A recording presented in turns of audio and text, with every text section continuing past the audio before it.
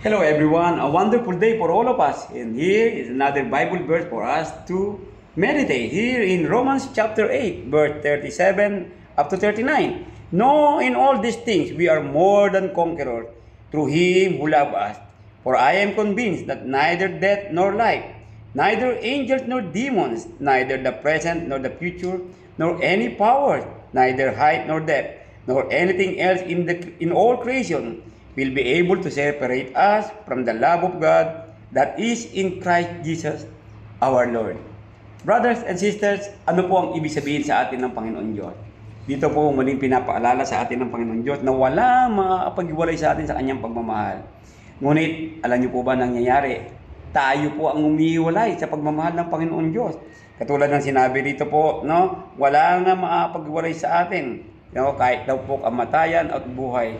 Kaya mga kapatid, patuloy po tayong maganda sa buhay natin. Sapagkat sa oras na mamatay tayo, siguraduhin natin po na tayo ay hindi nakahiwalay sa Diyos. Talaga pong walang makapaghiwalay sa atin sa pagmamahal niya. Mahal niya po tayong lahat.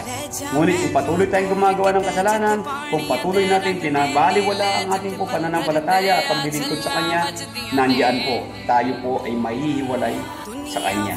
Kaya, isipin lagi ang bersikulo ito. Gandang umaga po sa inyo lahat.